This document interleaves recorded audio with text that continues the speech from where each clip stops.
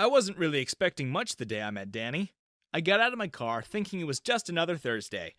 But as soon as I made my way across the parking lot, a girl with a beautiful face came jogging behind me and taps me on the shoulder. Uh, is this your car? Hi.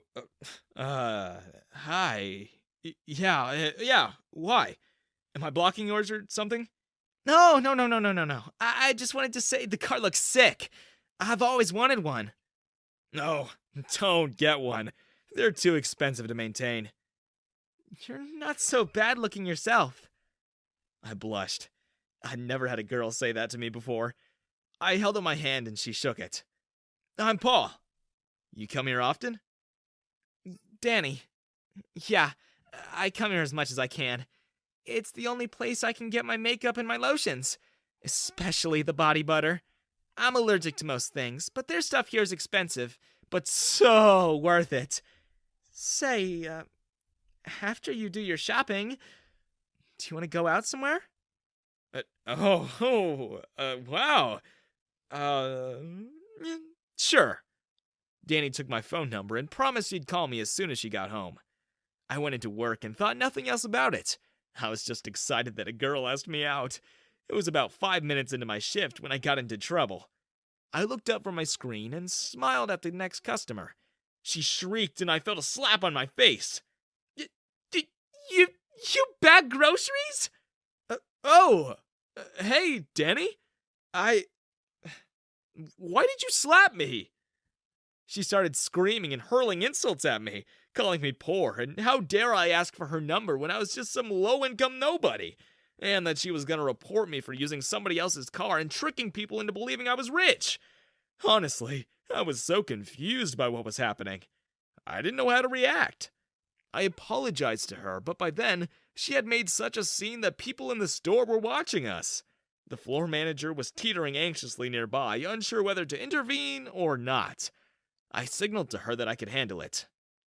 I'm sorry you think I misled you. I do indeed work here and I bag groceries, but that really was my car. Who do you think you were fooling? Ugh, whatever. Get lost and lose my number. I don't have it. You took mine. Shut up, liar! You're gonna get fired for this. I'm gonna write a strongly worded letter to your management. Corporate will hear about this. I only hope that no other girls fall for your disgusting scam. And then, she walked out in a flurry. Everyone was so confused, and my manager was looking at me all worried. But I assured her everything was fine. I was more worried about Danny actually writing to corporate. I didn't want to cause trouble for my manager.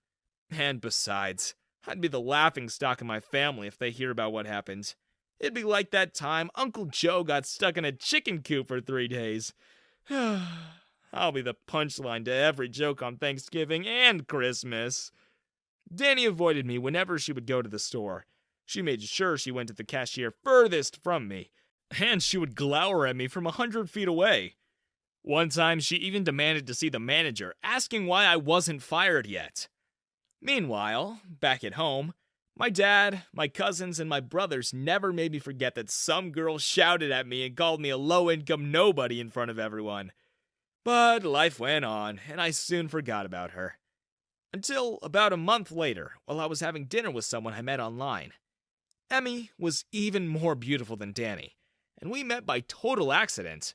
She was scrolling on TikTok when she accidentally liked a video of mine she happened to see.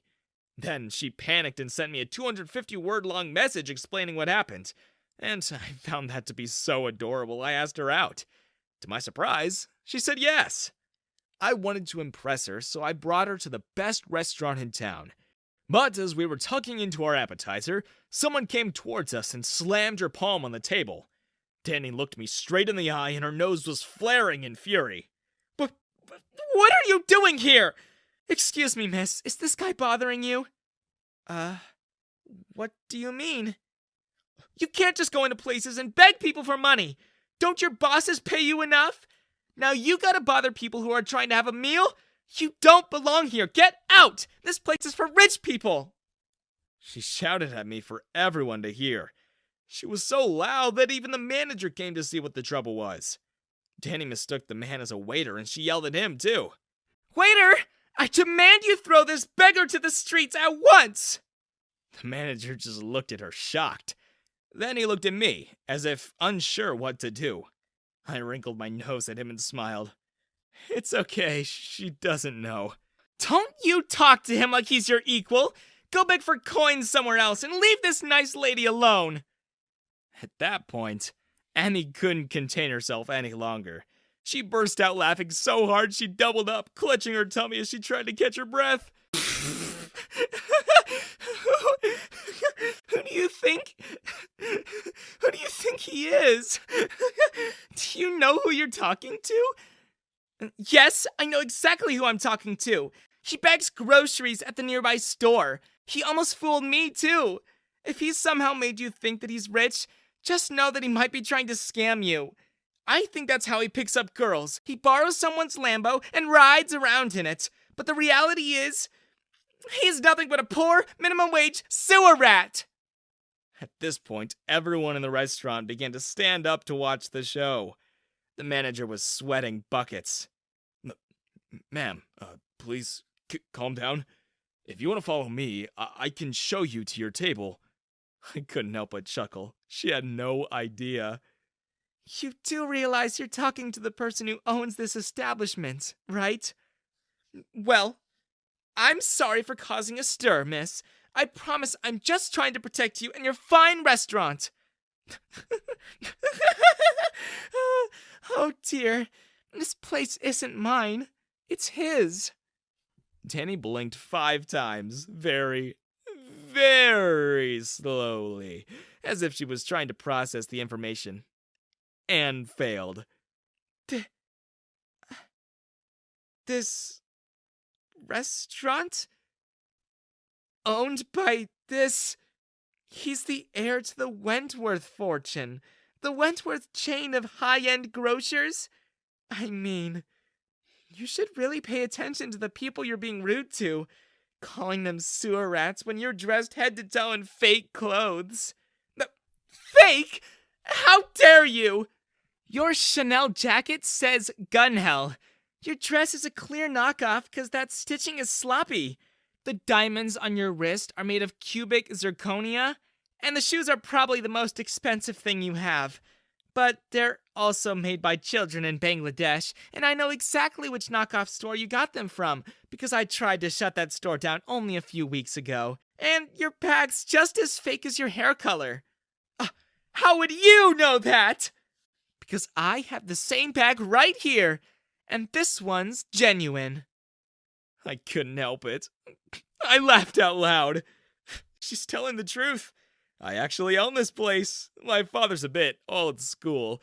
He sends his kids to work in his companies to make sure they know how to work hard, to teach us what it's like to be an employee, and so we don't become too spoiled and entitled. To be honest, it really works. I've learned a whole bunch. In fact, I learned that I should look out for girls like you. I could see the sweat form on Danny's forehead. She turned red when the waiters and the manager began nodding in agreement. No. Oh, no, please, please. I'm sorry. I didn't know. I meant what I said. I'd love to go out for dinner sometime. Could you just put your number in my phone again?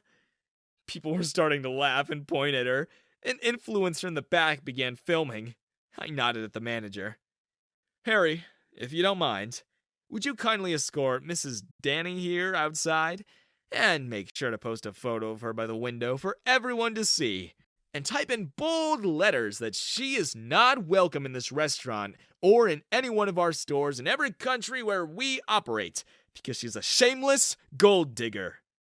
Harry began shooing her away. No, you can't do this. I have rights. No, you can't ban me. Where will I get my Wentworth lotion and body butter? My makeup.